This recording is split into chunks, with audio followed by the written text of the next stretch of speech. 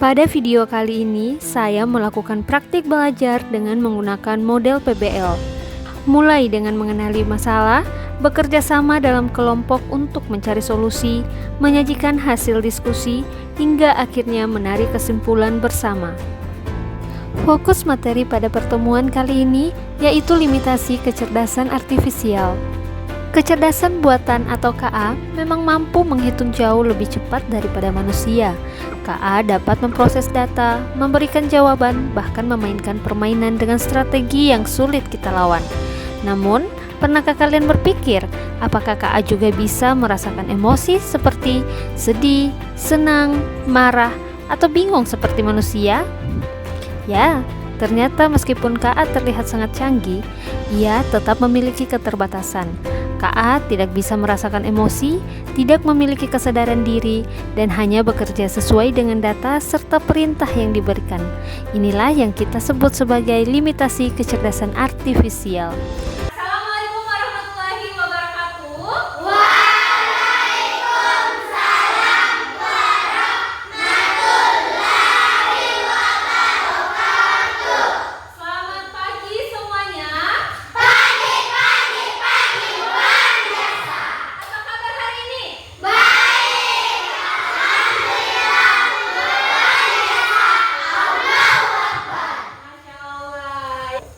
Siapa yang merasa suasana hatinya itu senang, gembira, dan juga bersemangat saat datang di sekolah pagi hari ini? Angkat tangan. Angkat tangan. Semuanya? Oke, tepuk tangan dulu untuk teman-teman ya.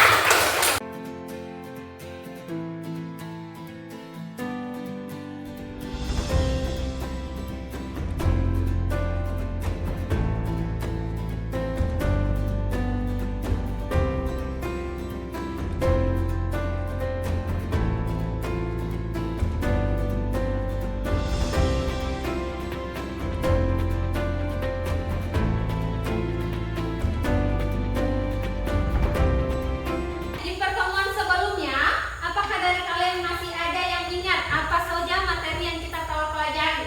Masih. Materi tentang apa? KA, kemudian apa lagi? Oke, pengertian dari kecerdasan artifisial atau yang kita sebut KA dan juga contoh-contoh dari kehidupan sehari-hari kita. Nah, siapa yang bisa menjelaskan kembali apa itu KA? Oke, Amel, silakan berdiri, Nak.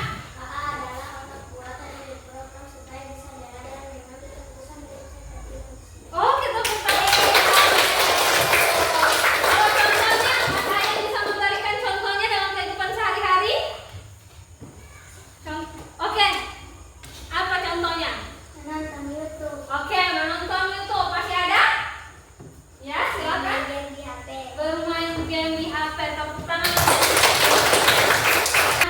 Nah, sesuai apa tadi yang dikatakan oleh Amel, kemudian Hakila dan juga Qur'ana, ya dapat dikatakan itulah KA atau kecerdasan artifisial. Bisa dikatakan kecerdasan artifisial atau itu semacam otak buatan pada komputer atau mungkin handphone, ya, agar mesin tersebut bisa melakukan sesuatu yang mirip dengan manusia. Menurut kalian, apakah KA itu selalu benar?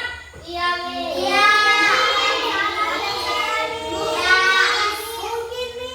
Iya, semuanya benar. Kadang salah, terus kemudian juga mungkin, dan juga memang biasanya jawaban tersebut adalah benar. Cari tahu, yang muncul adalah chicken eye atau mungkin eye chicken, diterjemahkan satu persatu katanya.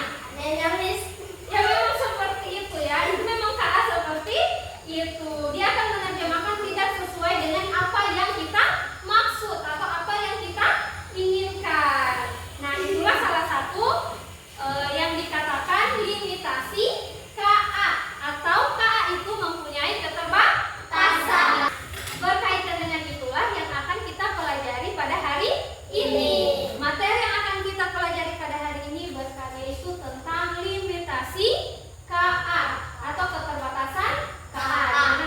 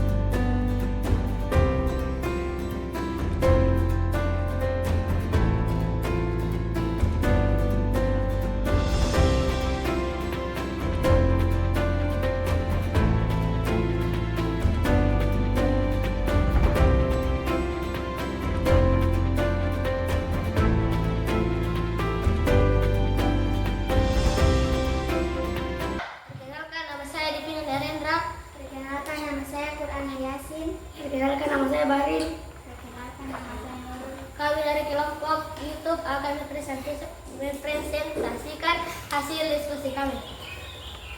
Izinkan saya membaca hasil diskusi kami. Rekomendasi video muncul, tapi isinya tidak sesuai hobi. 1. Keterbatasan KA, hanya menebak dari riwayat tontonan, jadi sering salah. 2. Perbedaan dengan manusia. Manusia tahu keinginannya secara langsung, tidak hanya tebakan. 3. Peran manusia, pengguna tetap memilih sendiri video yang ingin ditonton. Sekian dari diskusi kami.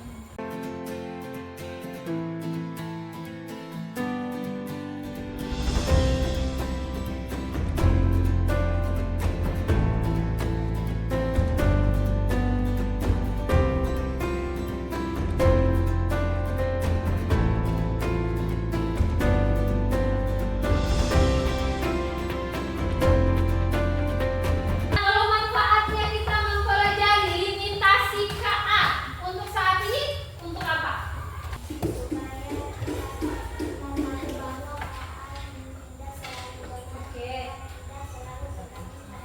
Oke, jadi manfaatnya kita bahwasanya kita itu tidak boleh tergantung pada KA. Melakukan tugas-tugas tertentu berdasarkan data. Selanjutnya kita akan mempelajari tentang etika dalam KA. Itu yang akan kita pelajari, oke? Nah, untuk menutupi kegiatan kita pada hari ini, mari sama-sama kita mengucapkan hamdalah, alhamdulillah, Rabbil alamin. Oke, wassalamualaikum warahmatullahi wabarakatuh.